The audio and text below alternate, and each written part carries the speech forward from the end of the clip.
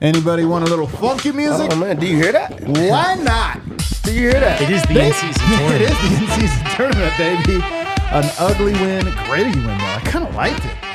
What is up, everybody? Welcome to the Winners Lounge. Oh my goodness, Nuggets get the win, 111-108 against the Clippers in the in-season tournament. 2-0. 2-0. Clippers are down. 2 losses in the tournament. Mavs down 2 losses in the tournament. Man, the tournament appears to be Denver's. There's a lot to talk about. This might be a long show. Damn it.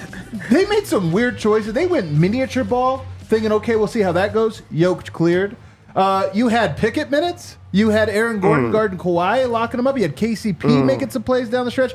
Reggie Jackson praise. I'm going to have a lot of Reggie Jackson praise. Help me out today from Ithaca College. It is Brendan Vogt. Did it feel a little more tense down the stretch tonight? Did it feel a little extra good when the Nuggets pulled it out? Of course it did. It's the in-season tournament, baby. And I'm not even, unironically, it just means more. Let's go. I honestly think that the need to say unironically is part of what makes it so funny. Me too. It's like so ridiculous. Just to clarify, it's the dumbest idea ever, and also the coolest idea ever. Yep. Over here, Superstar Dev. What a banger of a game. That was fun. That was a fun game, as the Nuggets have been lately. It was fun. It really was a crazy one. I'll be honest, I lost a little faith. The Nuggets lose one game to the Houston Rockets. They lose one game barely, and all of a sudden I'm like, are they going to lose again? I feel like an idiot, man.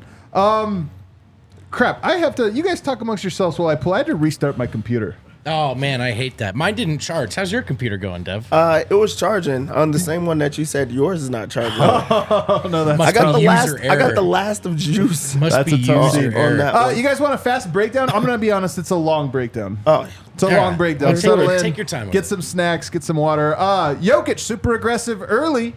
That was my first note. Jalen Pickett, first sub off the bench tonight. Michael Malone before the game talking about who else is there to go to. I don't know. Like, no matter the context of that quote, whatever it was, like he did say like with this, and then immediately goes to Jalen Pickett. First guy off the bench. Dog. First guy That's off the slide bench. dog.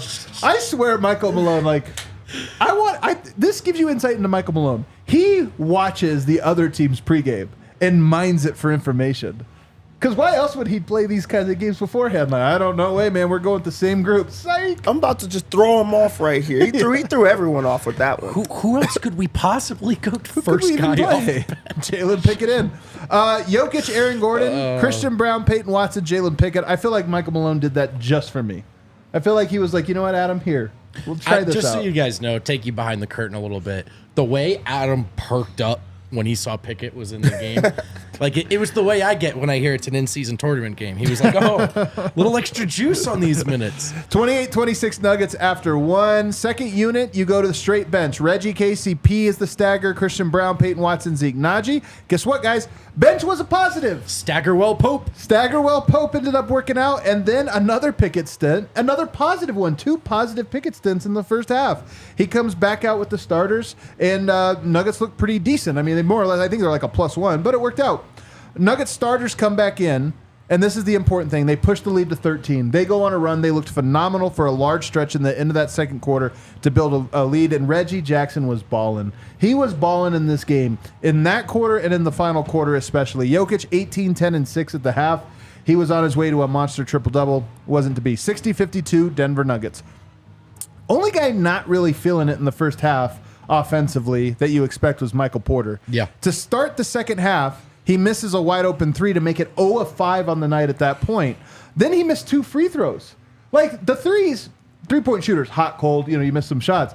The free throws on top of it, it's going to be a talking point here. The Clippers slowly cut into the lead until they got it all the way down to 3.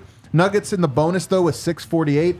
I know after the game, one of the notes Michael Malone had was that the Clippers tried to get physical, and the Nuggets did a good job of managing that and getting into the bonus. 7 minutes in the bonus. It's one of the reasons the Nuggets didn't completely collapse. Jokic went to the bench up 3. Aaron Gordon had some nasty turnovers in transition in this game, and especially in that quarter. I think he had 2 in a row. Jalen Pickett's second half stint, not nearly as good as his first half stint. He got a little rattled. I thought had some nasty turnovers of his own, a travel and just a bad play. And playing with the bench now, worth noting. And playing fully with the bench. Yep. So good stint with Jokic, basically. Bad stint without him. Harden 3 at the buzzer. No, he shot it too early. He walked the ball all the way up the court to not let the clock go. Picked it up and shot a 3. There's 5 seconds left. Aaron Gordon gets the ball and heaves it the other direction. And he makes a 3. That 3 ended up being important. 84-84. They should get that look for AG more. Looked good out of his hand. It really did. Reggie, Michael Porter, Christian Braun, Justin Holiday, Zeke Naji to start the fourth. Holiday, I thought, gave him great 2 minutes. And then Malone pulled him, put KCP in. That assist was tight. Yeah, it was very tight. He actually had some very nice plays, but it's Malone going to a very tight bench. 3 straight fouls in 1 possession from the Nuggets, guys. That was a big note. Jokic back in with 8:30. Game is tied. And no Zubats. They decide to play small. They're going to leave PJ Tucker out there. Paul George took over in the fourth. He was absolutely cooking KCP. It looked like Nuggets were on the ropes. Jokic had a Sombor shuffle in the corner that really reminded me, you guys. Oh, man. It really reminded me of being back in Serbia, back in Stark Arena.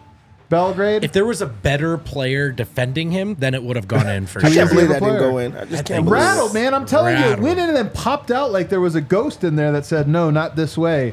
98-99 Clippers with 3:47 to go, and the Clippers say, we're going to not just... PJ Tucker, he's too big. We're going to go with Terrence Mann at center. That's who we're going to put on Jokic. Try to spread him out. I understand the thought process. We'll talk about it. Powell hits a 3 in the corner at the buzzer. Man, the Nuggets played such good defense. Tipped the ball like a bunch of times, goes out of bounds. They were playing great defense. Couldn't catch a break, and then Powell gets a 3 at the buzzer, and I just felt like it wasn't the Nuggets' night. Jokic gets a pair of... I wrote every note down because they're all big. Jokic gets a pair of free throws. Harden ISOs Jokic, gets to the cup, but misses the layup. Smokes it. Then Jokic goes the other direction, posts up, scores it, ties the game. Clippers come down, get a 24-second violation. The reason you go with no center is to spread the team out and get good shots. Not only did they miss, they get a 24-second violation. Denver played some phenomenal crunch time defense. Then they doubled Jokic. They run the same play every time. Then this next time they double Jokic, kick it out, and then kick it back into Aaron Gordon for an and one. Paul George hits a pair of free throws. Then PJ Tucker comes in. 121. Nuggets up 1. Reggie caught them sleeping, you guys. They run the same play, and they're like, all right, they're going to go to post. It's going to be this little Iverson cut, and then Jokic goes down to the post. Reggie catches him sleeping, gets a layup. Phenomenal play by him. Kawhi Leonard tries to ISO Aaron Gordon, shoots a fall away, bricks it. Jokic on the other end gets AG for a dunk. Nuggets up 5. Then they get another stop. Then Reggie misses 2 free throws. Sick. This game should have been over. Up 5, Reggie misses 2 free throws. Foul on Michael Porter. He put his hand on Kawhi Leonard. Kawhi gets 2 free throws.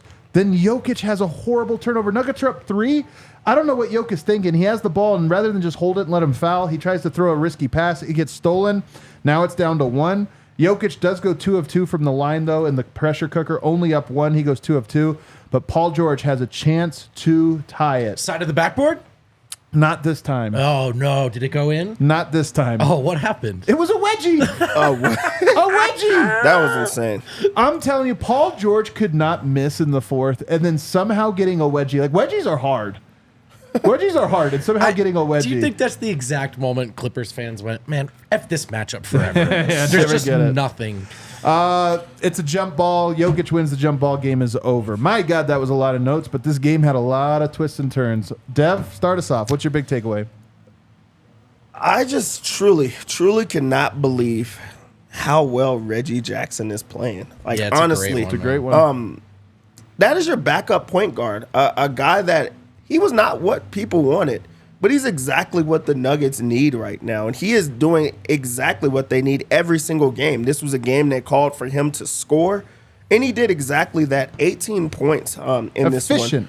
Efficient, good playmaking, smart plays down the stretch, and just like big plays. Every single play that he made was exactly what Denver needed at that time. This was a wonderful game from Reggie Jackson. Big government is what they're calling him. Big government. This was a bailout. 18 points, 3 rebounds, 4 assists, 7 of 11 shooting, 4 of 6 from the foul line. He only missed a 3, 0 of 1. I can't, like, I've never liked this guy's game. I've never liked it. Like, I knew he could make some shots, you know, but shot selection, like, you can't teach shot selection, all this stuff. The guy's playing unbelievable, man. Even some of his scoring tonight was a result of reading the floor really well, All of it, navigating the almost. pick and roll really well, and setting things up. He's a guy who sometimes wields chaos in his favor, but tonight it was like a very, just deliberate and cerebral effort. I'm glad that Dev's been all over this because we were, and I think understandably, skeptical about the signing. Just, does it feel like a great first option here for the next guy off the bench? Does it feel like a great first option for backup point guard? I was definitely someone who did not feel that way, and he just has been passing almost all of these tests with flying colors so far. So I love that Dev's been all over it. He was great tonight. He was really great, man. And we had him on the show in the preseason.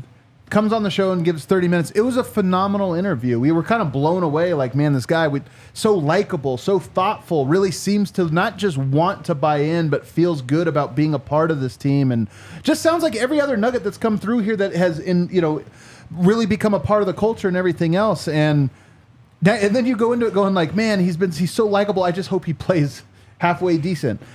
Way better than halfway decent. He is in the circle of trust. He's one of the few guys you actually can count on. And on nights like tonight, it's not that he just was passable. He helped you win. You win the game. You don't win it without Reggie winning it for you. What's your big takeaway? My big takeaway is that do you guys remember how it used to feel when the Nuggets would play the Harden Rockets? Not just, okay, they're going to lose, but they're going to lose in a fashion that kind of really drills down that, okay, the Nuggets are good. They're not that good. At this point, that has to be what the Nuggets are for the Clippers and their fans. I'm so serious. Like, even tonight, the Nuggets didn't even play well. The Clippers finally got something going a little bit. Paul George was out of his mind. And how does it end with a Paul George wedgie? Like, they just can't buy a win over this team. And part of it is because it's not a good matchup. And it's just fun to view Denver as that team now that sends reminders. Hey, there's a ways to go here. You're good, but this is the standard. I mean, Denver didn't play that well tonight without their second best player, and they were the better team. So it's just fun to see Denver in that era for me. This was a desperate Clippers team. Desperate. They lost 5 in a row. Now they've lost 6 in a row. They get James Harden. They haven't gotten a win. Can you imagine? They're like, we really need this game. We really need this game. All right, pull up the schedule. Denver? Yeah. Shit. And not only that, but they haven't won on the road yet. Yeah. So they have all these little boxes where it's like, we got to get going. And they were, I know this is weird to say, they were locked in tonight. They were playing their ass off. Sure. Like this one, I know it becomes a bit of a shtick to be like, oh, it's the Clippers. They're not serious. They don't like it. Whatever it is. They wanted this one. They were playing locked in. And you could sit there and say, all right, well, it's early. The Clippers are going to come together. Jamal Murray was on the sideline tonight. Jalen Pickett played his first NBA minutes. And you still lose to the Denver Nuggets. Still lose, man. That's tough. And on top of that, Jokic wasn't super efficient. The bench is coming off of a horrible game that you're like, okay, we're going to try to win those bench matchups. Like, there was things that, like, Clippers was like, hey, we have a chance. Porter like, was bad. Let's try to do it. And they still could not get it. I love the fact that Denver just owns them in that regard, where every single time out, you're just like, hey, there's nothing that we can do with that team right now. And there's something about watching the Clippers in crunch time, even when they're playing well. A lot of times in the second half, you'll be like, maybe it's just because from the Denver perspective, but you're like, where's Kawhi Leonard? Where's Kawhi Leonard? And then he takes some truly horrendous fadeaway shot over a good defender with like 17 seconds left in the clock. And you're like, okay, maybe that's why they're not going to Kawhi Leonard. And there actually is something to that. I understand at his peak what a tremendous, phenomenal player he is. But like there's you watch the Clippers go like, all right, we really need this bucket. Let's take a tough shot. And it just always feels like that's the difference between them and a Jokic-led team that can so consistently generate sustainable, good-looking offense. It really is, man. I mean, my big takeaway is the Clippers tried something tonight, and it's regular season. You kind of want to do this, but again, they needed a win. And they went to tiny ball, not just small ball. They went to tiny ball. Tiny. They said, Terrence, man, you've got Jokic, which is hilarious. Like, you just imagine being in the scrum, and it's like, all right, man, get Tucker. You're gonna guard the big fella. Oh, the MVP. You want me to go guard that guy? Like, what's our plan? Sorry, you said me, right? Yeah, just try to hold him, man. Just try to stop him. He's like this is a terrible plan. And honestly, it's not a terrible plan. Like, part of me looks at this and goes, okay, it's worth trying things against Denver when you don't have, like, Zubats was gonna get cooked. They kind of knew that, so it was sort of worth it. But Denver's defense down the stretch, man, getting stops. Denver can get caught in rotation. They got a lot of corner three opportunities in this game. They made a lot of those corner threes. But Denver's ability to just lock down at the end and have guys step up and make great defensive plays was huge. And then Jokic had to have felt in some way disrespected to say, you guys are trying to get a win, and you're putting Terrence Mann on me. And you're going to try to play this like with Terrence Mann. And Denver just did the same thing for 2 straight minutes. But you just talked about like the 4. defense and like how much Denver stepped up in that. The person that really stepped up the most on the defense and down the stretch was Jokic. I think that he felt disrespected the other way. The reason that they went with Trey Mann, it really wasn't just, or with Mann, it wasn't just because it was like, hey, we're going to put Mann on Jokic. It was because we're going to also try to make Jokic step out of the paint where he has to guard a guard on an island. We're going to try to switch onto him and see if we can attack him, especially because we know the Clippers have had some success in the past of like ISO ball and also like hitting the mid-range. Jokic was like, no, I'm going to step up and I'm going to make those type of plays. We saw Jokic calling out the plays that they were doing, putting guys in spot. He's like, Michael Porter, you need to stand right here. This is exactly where it's coming. They're going to put me in a switch. I'm going to either kick the ball or I'm going to put myself in a spot where I have help side coming. KCP made, type of mistake. He made up for a lot of those type of things. But it was just great to see Jokic just be like, hey, you guys are going to try this. I'm going to just bounce back. I'm going to attack you guys in the same way. So you guys think that you have an advantage? We have an advantage as well. It's such a fun part of realized Jokic, which we're watching and enjoying right now, is I get why some teams do it. And the Clippers in particular, like, didn't really have much of another option. They can't really size up. Obviously, they can play Zubats, but there's something funny now about the last-ditch effort about going up against Jokic is to put even smaller players on the floor. Yeah. Because then when Jokic just does that, you're like, oh, yeah, well, that seemed dumb, didn't it? In hindsight, he's too big for these guys. So, Denver has had to figure out how to navigate those little speed bumps. But Jokic is just at a place in his career where it's like, okay, man, you guys are going to do this for 4 minutes. I'm going to score. A lot. I'm going to score a lot. And what was the final run? Was it something like 19-5 or 17? 19-9. I mean, that's a big time run from Denver. We've seen it now a couple times with. Oh, actually, one thing I want to say about this strategy, by the way, Dev, about them trying to stretch Denver out.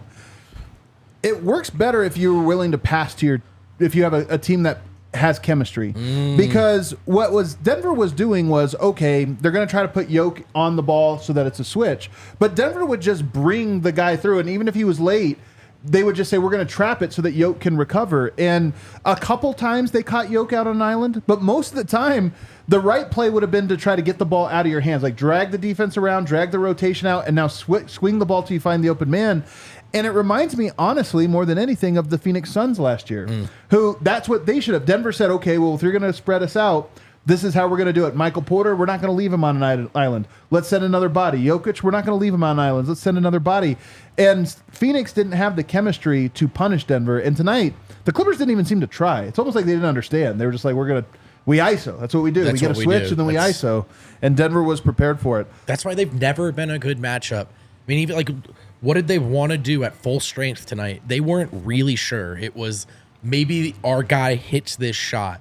And Denver, even without Jokic, ran the same action for like 4 straight minutes. Without Murray, excuse me. That's how they closed the game. Now, not every team has Jokic. I get it. But the point is just the difference between the operations here, what Denver is really doing and what the Clippers are still trying to figure out. These are sizable gaps. I also will say, last game we saw, try Michael Porter in the pick and roll as a strategy. Tonight we saw, let's put Terrence Mann on Jokic. Like, teams are reaching. Yeah, teams really are looking at Denver going like, all right, we got to get wacky because the regular route, that doesn't equal wins. That's what happens when you have a guy like Jokic that can put that much pressure on the defense that they're missing their second best guy, like a cog in their offense. And they're like, hey, our game plan should be to try to slow down this one guy. And then that one guy makes it easier for everyone else where you're like, okay, that didn't work. Let's try something else. Every single time, I think that a new team is trying something that Jokic has seen before. So he's like, I'm eating that up. You guys have done this before. Let me show you exactly where you messed up. Yeah. You know, like every single time he's like, okay, I've seen this before. Let me go back and remember where I seen up. I remember exactly where it is. This is what you guys are going to do. I'm going to throw it to this guy right here. So Jokic just makes it so that you can't try those type of things. So you're really just throwing shit at the wall. Right. And to win a regular season game, right? And the Clippers needed this regular season game outside of the context of their matchup with Denver. So they had to throw the kitchen sink at it. And that's honestly what it's taken for 3 years to really disrupt Jokic. Yeah. And, ideally you're not showing your hand there till the playoffs. And even then, Michael Malone might just laugh at your hand. So there you go. Let's take a break. On the other side, man, some great defensive performances tonight, including, Kawhi Leonard. Heck of a player. It's weird that he was such a low man on the totem pole. Maybe it's because he was in jail all night. Let's talk about Red Hawk Roofing. Play the sound, Kale. Are we on Red Hawk Roofing today? Yeah. Okay. It's the second day, right? That's right. It's Tuesday? Yeah. Cool. All right, cool. Glad we figured that out live on the air. Red Hawk Roofing. Play the sound again, Kale. Do it. Quality materials, decades of experience, quick response time, call readers, best estimators and contractors. Let me hear it again. Hold on. Huge DNVR supporters. Who am I describing? Well, it has to be Red Hawk Roofing. If you're looking for a new roof over your home or business, be sure to check out Red Hawk Roofing at redhawkroofing.com. And when you do, please do us a favor and say, hey, I'm here because DNVR keeps playing that hawk noise. Is that you guys? Is that you guys, man? Do I have this right? Sounded like a bird to me. And fellas, it's never ordinary? The NBA in-season tournament games. Come on, so dude. True, man. Nothing ordinary about them. And there's really never anything ordinary about any game when you're betting with Bet365. Make any game, any play, the game, the play. Sign up right now and choose between two offers. First bet safety net $1,000. Right bet $5, get $100. Dev is sitting pretty tonight. Dev, did we make some money tonight? Or bet $5, get $150 when you sign up with code DNVR365. All right. Hell yeah. You can ride with us when Dev hands out bets on the pregame show, or keep an eye out for the DNVR custom bets. If you're on Bet365 and you see Nux over there at the top in the banner, yeah, that's a custom bet. Ride with us, baby. Download the DraftKings app. You got to be 21. Oh, yeah, we did. Excuse me, the Bet365 app. Yeah. Excuse me. You got to be 21 plus and physically located in Colorado. Please gamble responsibly. If you or someone you know has a gambling problem and wants help, call or text 1-800-GAMBLER. We did our thing tonight. If I go to a next standout, we talk about Reggie, we talk about Yoke. Both those guys deserve it. I think those were segment one kind of guys. Aaron Gordon tonight had 20 points, 5 rebounds, 5 assists, goes 8 of 12, 1 of 2 from the three-point. I guess the three was the heave. And then here's a big one, guys. 3 of 3 from the foul line. That was really big. Nuggets needed every little edge they got tonight. That was an edge they needed. He did have those ugly turnovers in the second quarter that got a little bit sloppy. I don't think he ran that second unit particularly well when they kind of needed him to. That's the one knock. But you know who had a terrible game? It's Kawhi Leonard. 5 of 14. He had 15 points, 2 rebounds, 2 assists, 5 steals. He did get 5 steals. But 5 of 14 shooting. And it's wild with all the talent that Clippers have on their roster, how little they looked at Kawhi Leonard's direction tonight. And I think the reason was the few times they did, it didn't even look close. Yeah, I think that a lot of the attention has been on KCP's defense, and I think that that's starting to pick up traction where you forget that Aaron Gordon has been their best defender over the last few years. And on nights like this, you get to see exactly why. Because he does have that size. He has that athleticism. He makes it tough for the opposing guy. And Kawhi Leonard really was in hell the entire time. Could not get to his spots.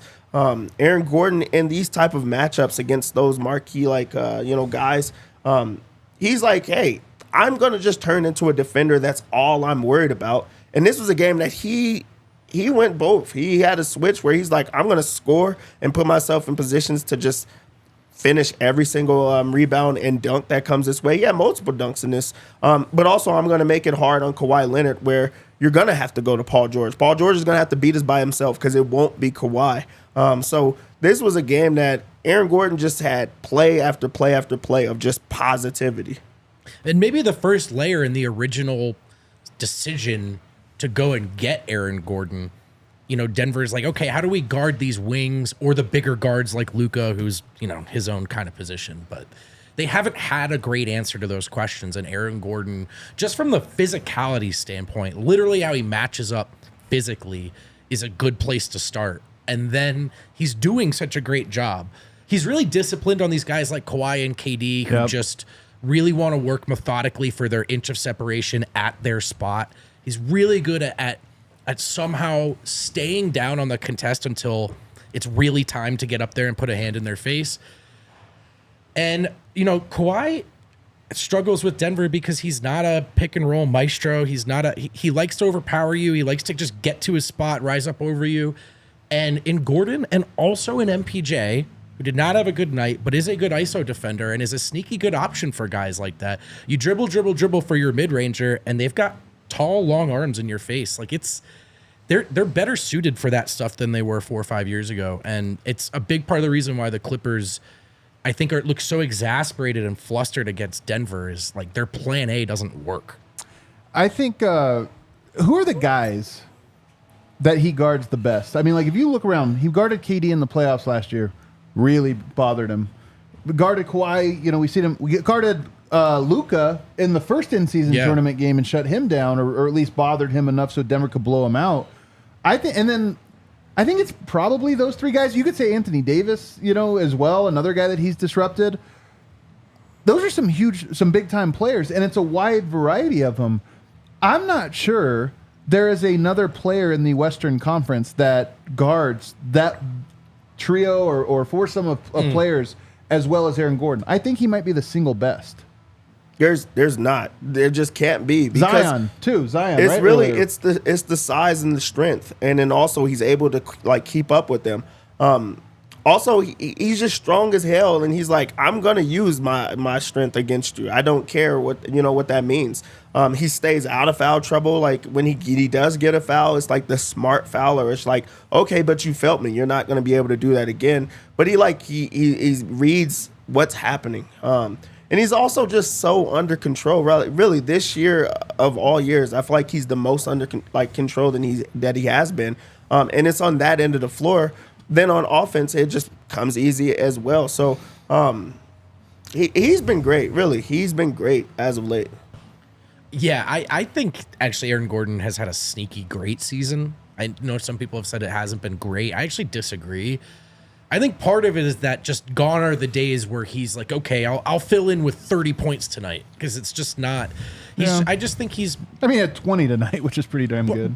But I know what you mean. But what I mean is, it's not like he's not trying to fill the star 2 slot. He's trying to fill the cracks of what the Denver Nuggets need that night. He's a very malleable player. He can be a defensive maestro. He can be a tertiary playmaker. He can be a force inside, a mismatch nightmare. And I just think he's found ways of like, okay, I got to be this version of me tonight, this version of me tonight. That's what they need. And so I just really enjoy watching him play night to night because he's smart in that way. KCP, 9 points, 1 rebound, 4 assists, 1 steal. Now, he got torched by Paul George. That's a tough matchup for him. Honestly, Paul George is way too big. And Paul George tonight, when he got into his groove, he didn't see or feel KCP. He didn't feel him at all. And so he was in a tight spot, I thought. But he did make some plays down the stretch, grabbing loose balls, just getting enough stops at the right moments to make a play. But how would you evaluate his night tonight? He still is not aggressive at all offensively, which is a good and a bad thing. Right now with Jamal out, I think it's bad because you just want him to you want guys to have to defend multiple people and also get pressure off of Jokic where he has that inside out or he can hit his guy in the perimeter and he's going to knock it down. He did knock down 2 threes in this game, but shoot a little bit more of that. So that part, is a little worrisome. The defense, not so much. Paul George had a day. Every dog has his day, and he's a really good scorer. He had KCP in hell tonight. Like, that was wild how he was just attacking him. And maybe there was a bit more to, like, okay, we're going to let Paul George get off, but nobody else is going to get off. So it's not like he got the night off. And he still played hard, made it tough, or at least forced him to take tough shots. He's just a tough shot maker. So I don't think this was a great KCP game, but it was like not the worst. Yeah, it's Paul George is probably the limit, right, of how KCP's perimeter prowess versus that guy's just too big. I think Paul George is probably, it's just not a good matchup for him, or at least it didn't look like it tonight. It doesn't seem like the ideal matchup. What I love about KCP is he finds ways to make plays in high leverage moments, even on nights when he's sort of been. He's a winner. That's it. He's a winner. He had 4 assists to 1 turnover tonight. I got to rewatch them all, but I know at least one of them was that pass to, I think, AG under the basket. That was a huge bucket, man. And those are the kind of, like, You're right. he has a great knack take. for those kind of plays, and he's just always going so hard. It's really awesome. KCP's defense is the variety where, he fights through screens, he contests well, and he makes you make tough shots. But I feel like that means he's not great against tough shot makers. So Devin Booker last year, he did a good job of forcing Devin Booker to take tough ones. Devin Booker just loves taking tough shots and making them. Tonight, Paul George, tough shots, but he's comfortable taking tough shots. That's what he works on all summer is his tough shot making. So I feel like those are almost the kind of guys that KCP struggles the most with. But again, you get a shorthanded win. Michael Porter, Vogt, I'll let you start on this one. 10 points, 5 rebounds, 2 of 8 from 3. I just don't understand it, man. I don't get what's going on with his 3-point shot. That's just, I think, where to go with it tonight and what to talk about. It's hard to fathom that it would be this extended of an inconsistent or just not good stretch. But I think more importantly, I am worried a little bit about the confidence right now. Yeah. There was the one where he passed to Christian when he thought Christian would be in the corner and Christian was cutting. And it's like, man, I can't tell you how many times Porter takes that shot, right, in other timelines. But right now, the threes either look forced or like he doesn't want them. And that's weird. That is weird. I do think it'll come around eventually, but it's jarring. And it's like, no matter how much we love the other stuff he's learned to do and is doing well, a big part of the reason why he's in the starting lineup is his ability to hit those shots. And he's not right now. So, it's just, that part is just weird to watch. And I'm sure, having said this now on the record, he'll look really confident and great in the next game. But I would just need to see it specifically in the shot. Everything else I feel okay about. I can't believe that the confidence is down on the 3-pointer, that he's turning down so many shots. He's not hitting the open shots that he's taking that you just was like, okay, that's money. Like, everybody just get back on defense because that it's going in. He's now become the dunker, like Michael Dunker Jr. Yeah. He had a left hand dunk, oh my gosh, through traffic. He's just like, okay, I don't even care. I'm going to just dunk it. I'm going to find different ways. Right. His defense, he didn't get exposed in the ways that I thought that the Clippers would try to expose him. This is a team that's ISO heavy. They try to run actions where they're going to put you in a spot. And he actually matches up well against these type of guys because he is so long. He knows how to use that length, and he just contests so many different shots. So while I feel like it was a bad game offensively for him, he's playing fine. Like, defense, just still playing the Nuggets offense. He's not just jacking every single time he touches it and things like that. That you're like, okay, it's coming. It has not happened yet, but that he's gonna arrive. I'm so curious to see how he handles this because Michael Porter has been through more adversity than probably any player in the NBA. Just when you think about real life adversity, real physical adversity, he's been through so much and he's bounced back. Like, he's been a guy that has been rattled before but has come out of it. Right, exactly. And his confidence to me is just so important. And I feel like being a shooter, a pure shooter, you think about guys, I mean, I'm going to throw out a weird name, but you've had J.R. Smith in the past, but remember Eddie House? That guy was in there. He wasn't thinking the game. His job was, if the ball finds me, I put it up. I feel like that's Michael Porter's natural state. His natural wiring has been of a guy that fires away. And as the team has matured and as he has matured and they win a championship last year, he's more and more thinking the game and trying to figure out where that goes. And I do wonder if there is this like trade-off you get from, I don't care what a good shot is, bad shot. When a ball comes my way, I'm supposed to fire it. Versus now I'm trying to fit into a system. And I just wonder if there's a little bit of that calculation going on for him. Yeah, and it's a tough needle to thread, right? Which is super why tough.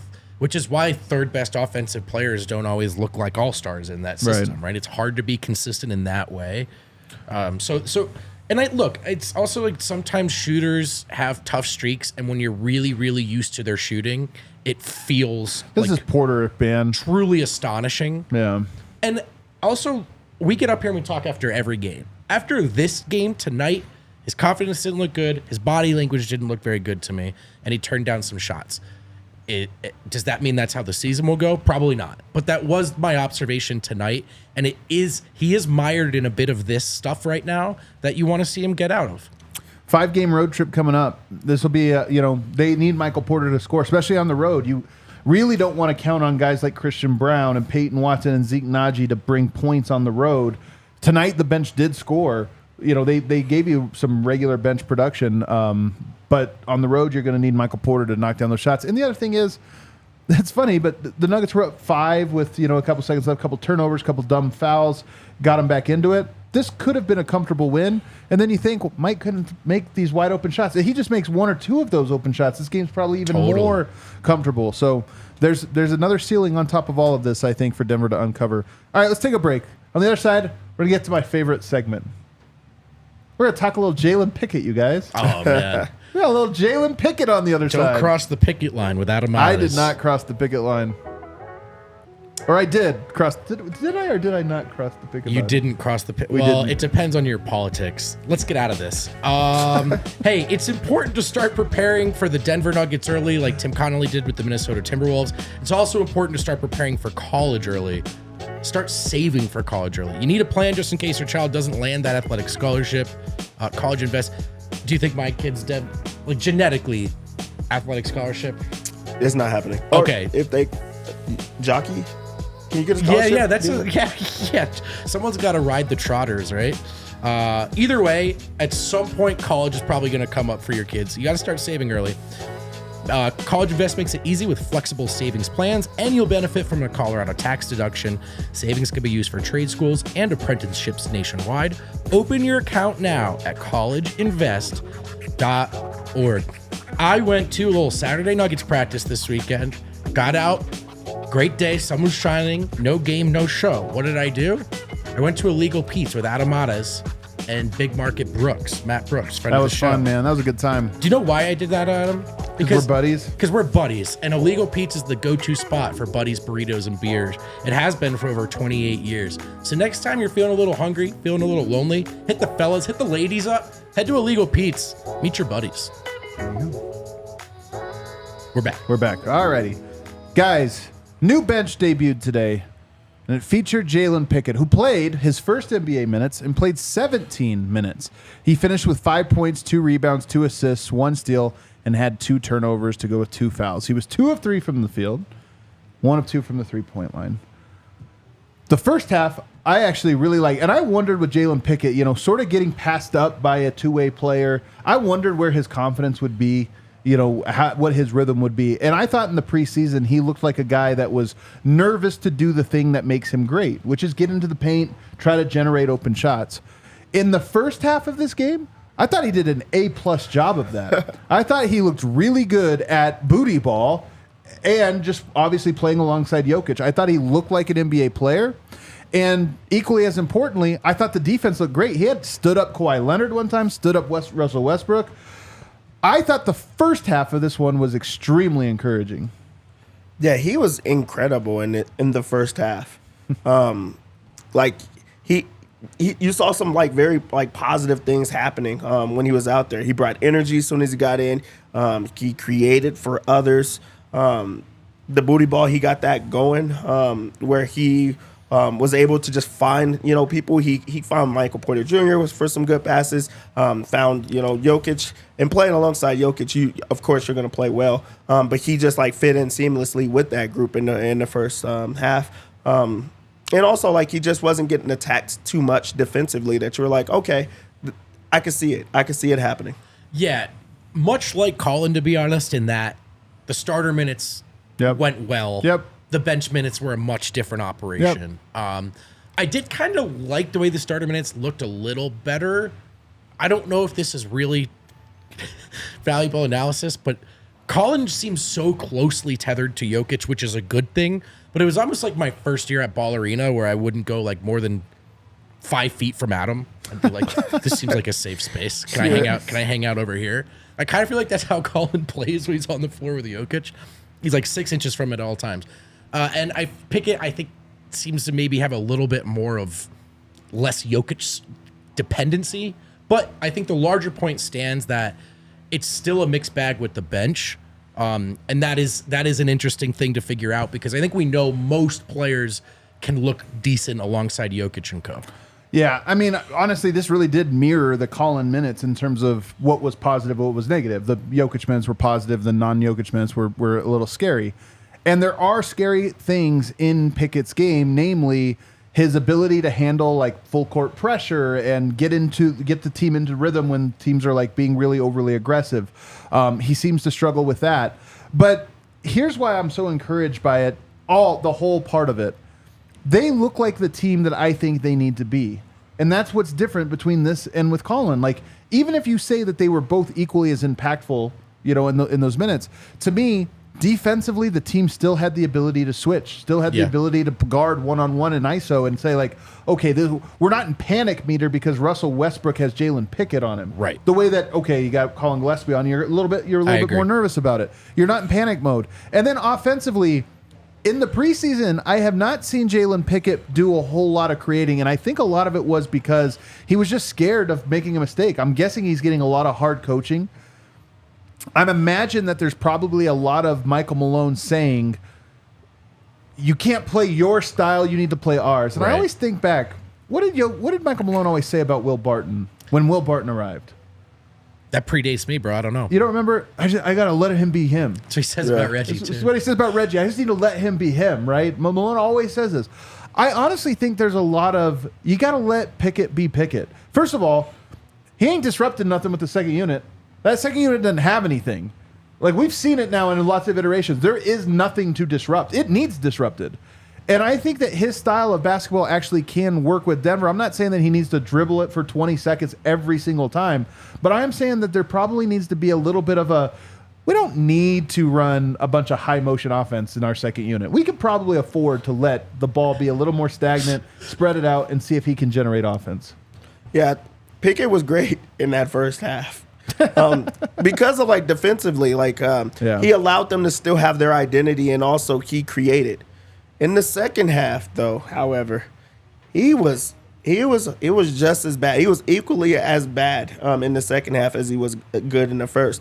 And what you got to see was when things started to go bad, it went really bad on both sides of the ball. Holding the ball for a super long time, which is not Nuggets basketball. But do you mind? Do you mind that though? With the second unit, I'm saying, who's he swinging it to? Not early on, Christian Braun. But I do think that he missed on some, plays that would have been easy, where he didn't have to have those turnovers. Yeah. He also traveled a couple times, and I did not see that one coming. But it was because he's holding it for so long, and then also defensively, he kind of was just doing the Olay defense where James Harden got him. That's where he got ignited, is because he was the primary defender on James Harden. James Harden, like, who is this? I'm going to go after him. Like, literally, who and is he didn't this, make actually? it. Yeah, he didn't make it tough on him. So it was a roller coaster game for Jalen Pickett, but it was valuable minutes that you got to see. What does it look like with another guy? This is the guy that's going to be for the future. And also, he got to learn on the fly. Like, okay, I have to adjust at these type of things. And you don't see that if he's buried on the bench for the entire year. And then maybe it comes down to it at the end of the year. Maybe there's an injury or two that you're like, okay, you go out there and we're going to just throw you out there. So I was glad to see him early on. Like, Michael Malone really did troll us in this one, of like, who else can I go to? I'm glad that he went to that early on. And it's not to just like knock on Colin Gillespie. I just would like to see something else as well. Yeah, it did feel, generally speaking, like I was holding my breath less with him out there. So that's part of it. But I also wonder, is Pickett a guy who needs like a good roller? Like, he calls for a pick from Zeke, and Zeke rolls, and like the floor doesn't change at all. Yeah, nothing changed. It's like, that's not a great spot for a creator who's maybe flanked by non-shooters sometimes as well. So it's like, that's kind of tough. It's really the bench problem going back to since Plumlee left, really. Even Boogie, who was good. These point guards have not had an actual roller to work with, and I think a lot of them have suffered through it. For that, and that'll probably be the case for whoever's playing with just the second unit.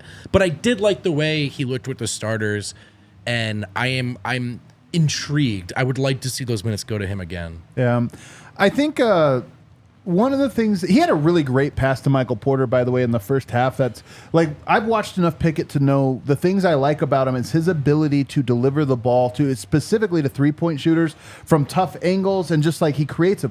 And he had one today that I thought was so great. Michael Porter missed it, but it was a great like skip pass all the way across the court that just kind of like dropped featherly right into Michael Porter's shooting pocket. And I thought, man, I did not see that opening, and he created it. The thing that scares me about Pickett, or not, I shouldn't say scares me, the thing that might make or break whether or not he's an NBA player, because I actually trust a lot of his game. I just trust it at the NBA level. But the thing that might make or break him is the reason people don't pressure, full court pressure point guards very often is at the NBA level, point guards can get around you and make you punish it. It's like risky to, I don't think it's risky to pressure him because he's not very explosive at going back. You're like Reggie Jackson today at the end of the game, caught him sleeping, went by him and made him and punished him. I don't know if Pickett can do that. And so I think that if you're a defense, if I'm on a coach on an opposing team, I say get into him, because worst case scenario, you just have to sprint into recovery and then you'll be fine. Yeah, but with that means that you have to be kind of perfect out there because you're a bit undersized. You're slower, so you have to be perfect. You have to like not really take chances, and maybe that's why he plays the way that he plays, because he does not have that athletic ability while being undersized. So you have to make smart reads. You have to make the right pass and things like that. So I guess it just comes into like knowing that's like why he operates the way that he does. But again, there are promising things that you could go and say like, okay, that's something that other backups, especially third strings, don't have, that he does bring to the table. So I really want to, all in all, I want to see more Pickett minutes like right now I do. The other guy for me is Christian Braun, who I think is worth talking about. He goes 5 of 6 tonight, most of those at the rim, 10 points, 1 rebound, 1 assist, 0 for 0 from 3. Tonight would have been a great night because KCP is small and because they also had Harden out there. Like you could put somebody else on Harden. You needed a bigger sized defender to be able to throw on Paul George. And I remember down the stretch when I was getting nervous the Nuggets might lose this one, it's like, man, I wish they could go to either Christian or Peyton Watson. But both of those guys' offense is so rough right now that it's hard to imagine them being successful with them on the court in the clutch like that, especially without Murray there. So to me, I love Christian Braun's defense and I love his game, but to me, that's the only part is at some point, the Nuggets actually really need his offense. His offense might be one of the biggest pivot points in the Nuggets season. If he's not better than he is right now as an offensive player, Denver has one closing lineup they can go to and no other options. There's no Bruce Brown option. There's none of that. If he can score, then I do think you're going to get into scenarios, especially in the playoffs, where it's like, you know what? Leave Christian out there a little bit longer. He's shutting down Paul George. He's shutting down Devin Booker or whoever it is that Denver's going to need him to guard in those moments. Yeah, but this was a step in the right direction for him because he was aggressive. No, he didn't take a three-pointer, and that's where like the confidence has to go. But at least he's like, okay, now I'm starting to score. Also, he brought that energy, which he typically does, but also like it led to positive like moments out there. That play on the baseline where him and Russell Westbrook are like fighting for it. That's why you keep CB in the game. That's why he's out there, is for those type of minutes. Like he can instill that in the starters. You do want the offense to go because if his offense goes on these type of games, he would have been able to like get on Paul George. That would have made it extremely tough where him and KCP could switch off. Like then they could do that type of like strength and things like that. And then also you have Aaron Gordon playing a good defensive game and Christian Braun and those bigger type of, there's not many Paul George type of guys. So like that makes Christian Braun a specialist in that. So that would be, something that Denver does need. But I did like what I seen from Christian Braun today. Yeah, I thought there was a little bit of helping himself, which we called for in the pregame show. He did only have that one rebound, but it was early, and it was the exact kind of rebound we were talking about. The second unit doesn't need to have its identity for you to go and get that board. And it injected a little life into him. He had that great dunk in transition. First of all, it's just great that they were able to be in transition. But there was at least a little more of like, okay, I'm going to go get it. But I agree that it was much easier to just go, look, Bruce Brown's closing this game with the starters tonight, and he at least gives us something offensively. And I think if you feel like that needs to be an option with Braun, he's probably the offensive part away from that. Like tonight, you saw him out there to close the game, and you're like, this makes a lot of sense. They need someone to try to get stops on Paul George in particular. But then also you see, particularly without Jamal out there, it's suboptimal offensively. He has to have something. He has to have something that he provides in the half court. So that's his task right now. 22 bench points, though, tonight, which is, a far cry from 8. And you get a little bit of contribution, obviously, from Christian Braun. Jalen Pickett had a couple tough ones. Peyton Watson was 2 for 2 tonight. And you even get 3 points from Zeke Naji. So not pretty. We're not declaring victory on the bench. It's solved. 22 points isn't that many, but it's way better, and it's good enough to get a win tonight. More tinkering from Malone, too. I mean, I believe, I'm looking at Blackburn's rotation chart. I don't think we saw a strictly bench lineup tonight. So, AG was out there with the second unit in the first stint. Well, it was only a 9-man rotation, so yeah. Right, and then KCP came in. Exactly. Cutting Strawther out of there. Hey, when it's a tournament game. Yeah, tournament. But I just thought it was interesting. Like I wrote in the round table, I really don't think Malone has settled on anything with how life works without Jamal. And I wouldn't be surprised if it looks different again the next time they play. Yeah, I wouldn't be surprised either. All right, let's take a break. On the other side, we're going to go around the association in what was easily the craziest around the association we've ever had. Wait, what happened? Do I have to wait and find out? You're going to have to wait and find out. If you were hurt in a car accident as a pedestrian at work, like maybe it's 0-0 in an NBA game and you're just trying to break up a scuffle and all of a sudden I digress. If you've been hurt and it's not your fault, you know what to do. If you live in Colorado, call 222-2222. Backus and Shanker will pick up the phone, or go to coloradolaw.net. Why should you do this? It's simple. Because typically legal stuff is expensive, but with Backus and Shanker, there's no consultation fee. You can just call and ask if you've got a case. And in fact, they might just take that case on for free. They don't charge you until they win. And they have won. They won over $1 billion for their clients over the years.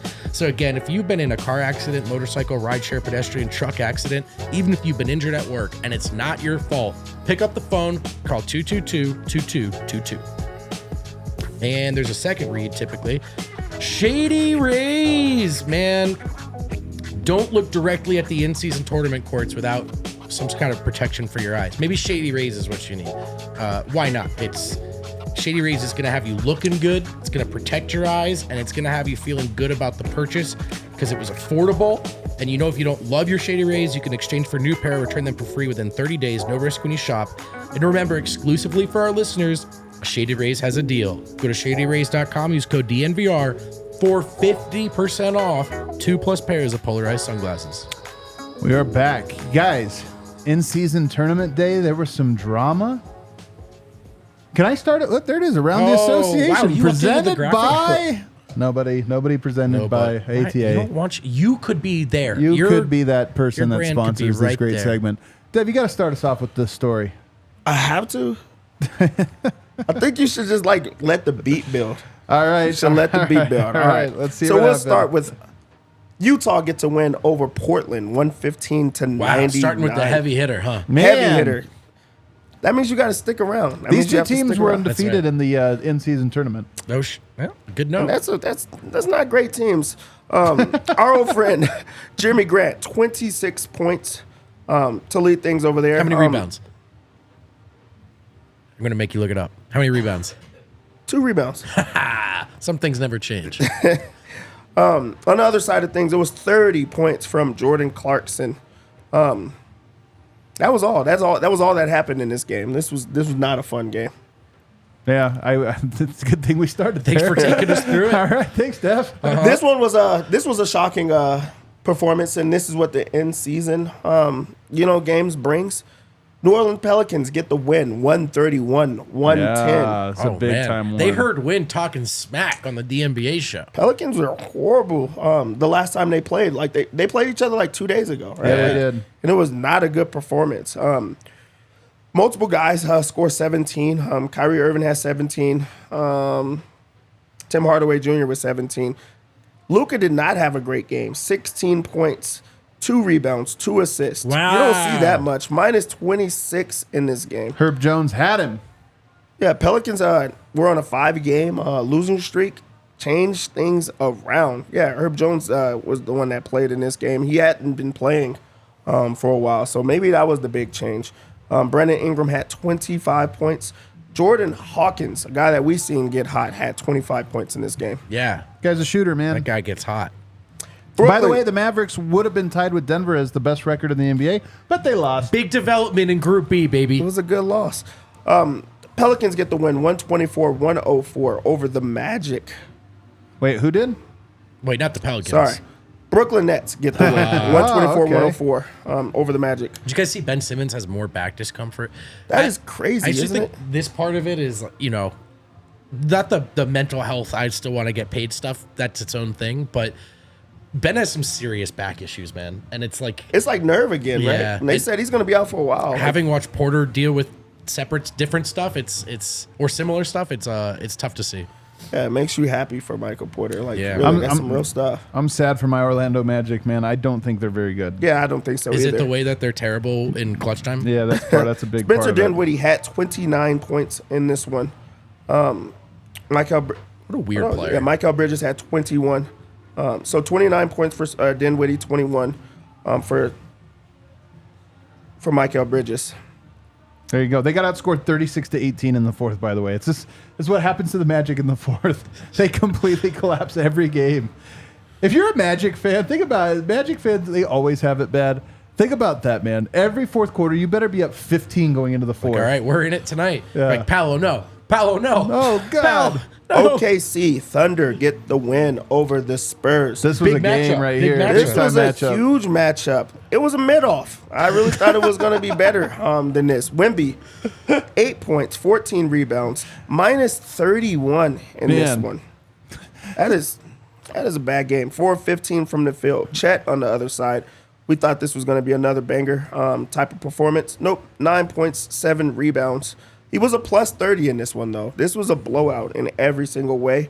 SGA had 28 points to lead all scores. The Spurs just really suck, man. Like, they've had some fun games, and Wemby had that 40 piece or whatever, but they're a really bad team. I mean, they're playing a non-point guard at point guard. Oh, they're fully It's experimenting tough. there, yeah.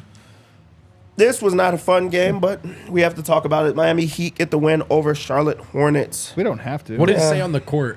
Gritty, determined. Oh my God, you're right. No, this was in Charlotte. This was in Charlotte. Okay. So what it says was, do whatever you want. We don't care. Yeah. Jimmy Butler has 32 points. PJ Washington has 32 points. LaMelo Ball has 28 points, 11 assists in the loss. Yeah, that was not fun. We're moving on. The Hawks get the win 126-120 over the Pistons. Sneaky good start for the Hawks. Yeah, DeJounte Murray has Is the chat pissed that Dev is doing this to them, that he's stringing it out? All right. Oh, they love it. Let Dev cook. Let Dev You just gotta cook. go around Let it. Dev Do you cook. want to? I could go around these No, games. I like around the association. I'll tell Okay. you what, man. I thought the Pistons were going to be a little bit better than they are. They really suck. They blow. A lot of the teams that you were on kind of suck. Detroit. Yeah. Well, only Orlando is the team I was on. They suck. Yeah. Oscar Thompson, he had 21 points, 8 rebounds. That guy's good. He grabs every board, and also he blocks everything. Bro, I that can't believe guy's what type good. of He's the defender he second is. leading rebounder in the NBA right now. Total rebounds. 3 steals, 2 guard. blocks tonight. It's crazy. The Pacers also step up in the in-season Hey, game. I was on the Pacers. 130 I was on the Pacers. 132, 126. What year? Every single game against them, high scoring. Their offense is it is on fire. They're worth watching. They're either getting 150 dropped on them or they're dropping 150. I'm Obi there. Toppin had 27 points in this game. Who's seen that coming? I thought he only could dunk between the legs once a year, and we would just act like that was all that mattered, but he can play. Tyrese Halliburton, he's incredible. Incredible. 33 points, 15 assists. How many turnovers? 0. 0. He didn't have any turnovers? And he had 17 to 0. So the last 2 games, 32 assists, 0 turnovers. That's insane. The amount of this guy really is incredible, man. Went to Iowa State like Monte Morris, plays like Monte Morris in terms of not turning it over, but the guy makes every 3 in the clutch. I just swear he's the most clutch player in the NBA this year. His passing is insane. And here's what I love about this one, fellas. They just played 2 nights ago. Maxey went off for 50. Tyrese Halliburton returned the favor tonight. We have like a young point guards going head to head, 21, 22-year-old point guards going head to head, and we have that kind of matchup. That's awesome, man. All right, let's just finish it off here. I see you guys in the chat. You guys are messy. Really messy. Really? All they want to know about is a fight. It's like middle school. there was a We're talking fight? about basketball. All they We're want, no. talking about a Everybody fight. only not wants to UFC. talk about a fight that What are you happened. talking about? And it was crazy. I'm not gonna lie, it was super crazy. 104, 101. Minnesota Timberwolves gets the win. Let's go in here. What, is it a jumper? Wait, first of all, look at the score, fellas. 0-0, okay. Game just started. Oh, man, Rudy playing Peacekeeper. Let's go. Oh, my God! Oh, my God, he's got him in a chokehold! Draymond, let him go, man. How long are you going to choke him out for? Dude, he's still going. This is Look at Rudy on the insane. ground. Why did that just happen to me? There was another scuffle happening All right. on the other side of things, but there's so many things that you should break down in this one. Let's Let's start all with break it down. It's break it 0 down. to 0. Yeah. How It's my much favorite do they part. really hate each other? 0-0. Also, how did Draymond Green even get into this? This was like between two guys that are having their scuffle. Brother. Klay Thompson doesn't even have his shirt on anymore. It's like ripped off. Like, this is crazy. Dre comes off the What's the top rope. backstory here? There is none. There can't be. I just don't understand how there had to be a backstory with Draymond Green and Rudy Gobert. Because how is he that mad at him where he puts him in a full Nelson pretty The much? backstory has to be one day he decided if I ever get a chance, That's if I ever get an excuse, If I ever, yeah. going right for that guy. He saw also, a lot of jokes were made on Twitter before this game started because when Steph doesn't play, Draymond sometimes finds a way to get himself kicked out. And here we go. That at 0-0, he found a way. Man, I'm telling you, everybody hates Rudy Gobert, and I hated him first. I hated Rudy Gobert first. I'm telling you, before anybody else hated him. But what happened was, everybody hates him so hard that I feel like I have to defend him. I honestly, Rudy Gobert is so disrespected in this league. And then something like this happens, you're like, man, even the players hate this dude. Yeah. They hate him. This is real hatred for him to not even be part of the play and you're going to choke him out. Like, he had nothing to do with the actual play, but you just was like, Draymond said, oh, yeah, there he goes. I'm going after him. I don't care like what that happens. guy. I don't like him. Draymond was getting put in a chokehold by Cat in a way, and he just like, I don't care. I'm still going to choke him out. This was crazy. I really duck want the to know chin. what the fine is about to be on There this. are some like pictures of Draymond in the chokehold, like it's giving the ultimate, like, I'm gonna kill him. Yes, it's not like a playful chokehold, No, yeah, if that's a thing. No, little tickle. For real, though, possible suspension, and they already are down. First of all, possible suspension. Sorry, possibly long suspension is actually what I meant to say. And Steph is injured, so tough place for the Warriors early in the season. This is a horrible spot to be in for Yeah. them. And then they also lose the game that they were leading the entire time. The whole game. They had how about Minnesota Podziemski. Wait. First of all, tell me who was scoring all the points for them. I don't even know how to Golden say State. I don't know how to say the guy's name. Brandon was scoring all the points for them. He had 23. A guy I've never even heard of before. It's like how do you say it again? Podsnitsky, is that right? It's That like, can't like be right. Podziemski or yeah, it's something crazy. And Sarge. Brandon is good. Those two guys. That is. How many games do you think this is? How many games suspension do you think it is? Well, Draymond Green has history. I know, of this is just the doing thing, like man. a lot of horrible things. And what we know is you can get punished off of your history. Of course. Go look at Memphis. They Yes. punish you off of that. So I would say like 10 games. And they're already like reeling. In Minnesota, they're like, okay, that's fine. They're on a 7-game win streak, so they didn't care about it. But Draymond, he showed his true colors as he always does. Yeah, I hope the league sends a message with this one because there's just a limit on the let Dre be Dre stuff, and he's gotten to toe that line, if not just stomp all over it as much as he's wanted to during the dynasty. But the limit is probably this, probably sprinting over to jump on someone's back and put them in a chokehold that would have the Undertaker feeling jealous. I think he gets a suspension here for a handful of games. And you're right, man. I just declared that I thought the Warriors, because I honestly think like the Warriors' margin for error is so paper thin, but they have enough guys to me that they can like figure it out throughout the course of the year and then ultimately get there. Oh, by the way, Tim Legler pointed this out to me on the show the other day, but I thought it was great. Their turnover rate really, really good with Chris Paul. Like Chris Paul doesn't turn it over. You know whose turnover rate is through the roof this year? Phoenix Suns. That's interesting. Phoenix Suns are turning the ball over like crazy. So it's kind of an interesting thing. Like I thought, and I mean, I don't know if I think it anymore because you already go through an injury, you lose this game, and now, you face this possible suspension. They're just too thin, man. How are they at in the in-season tournament? They were 1-0. So now they're 1-1. All right. This was a big game. It's a big because game. both teams were 1-0 in the in-season tournament. Draymond can't play in the next in-season tournament game. He has to be suspended for that long. I mean, probably because the in-season tournament is all like the next 2 weeks, or this week and next week. So, they're gonna miss out. Oh yeah. But you know what that means? We should go through this real quick. Yeah. Minnesota Timberwolves 2-0 in their group. I'm putting them through, fellas. Well, hold up. Sacramento Kings. Well, they might get an out-large bid just because of their record at the moment. But Sacramento Kings, again, because I'm doing the All NBA show with legs. I'm watching all these teams. I feel like I got a good handle now, like a much better handle than the years past about what these teams are good at this early in the year. Timberwolves, we know are good. We've seen them. Sacramento's a good team. They're missing De'Aaron Fox all these games. He's like it's like missing Jokic. Like ties everything together for them. They have a very good team. I don't know if they're like title contender. I don't think it's like that. I think that them versus Minnesota is going to be a great matchup in Group C. That's going to be a phenomenal Group C head-to-head for a final spot. I'm actually really pumped for it. Nuggets Rockets. I'm excited for that matchup.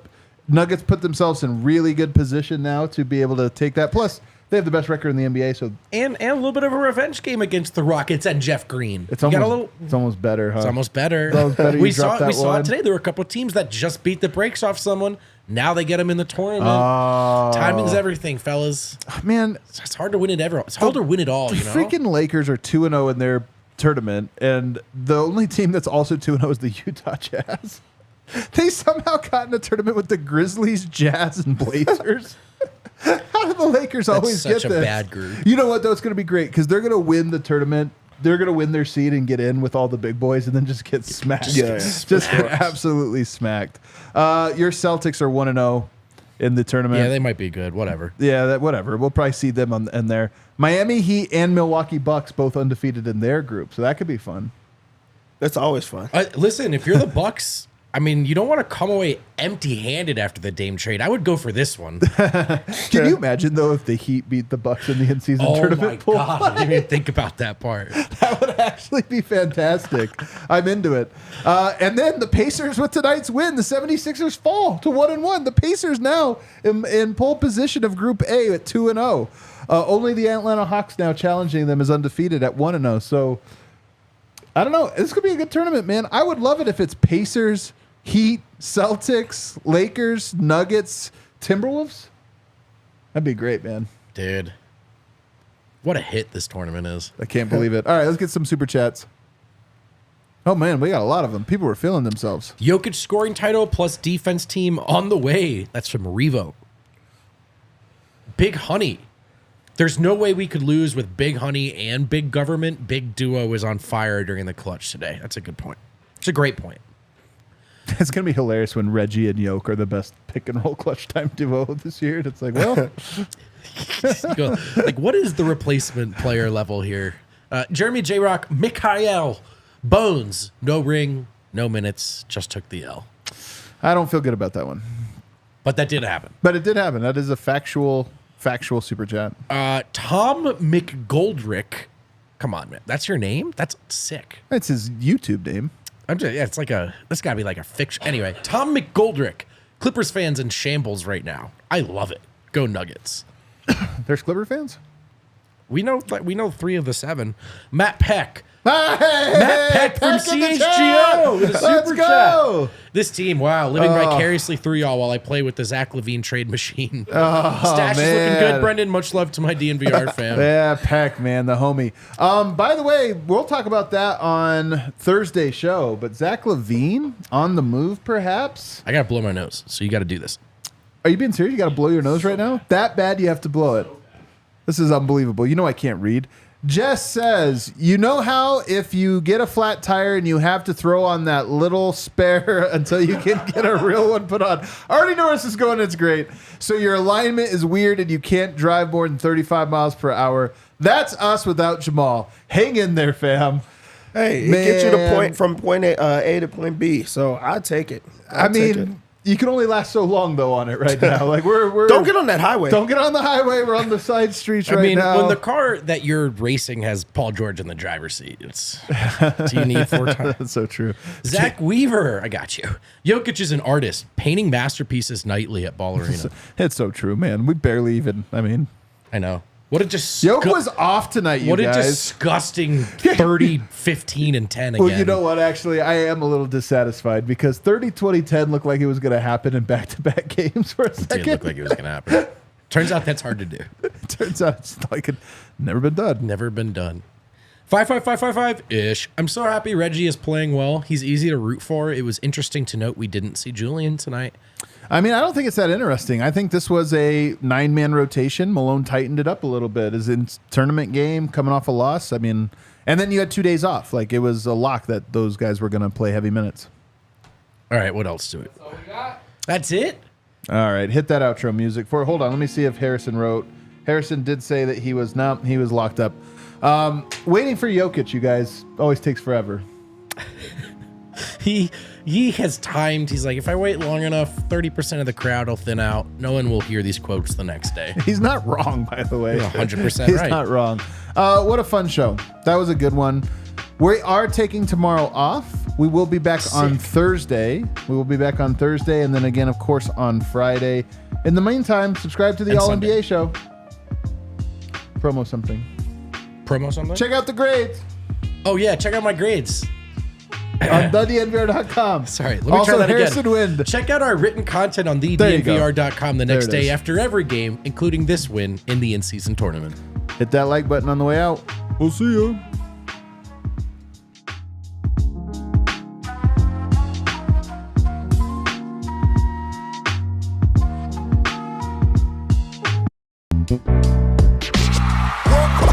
We all silly like the mayor.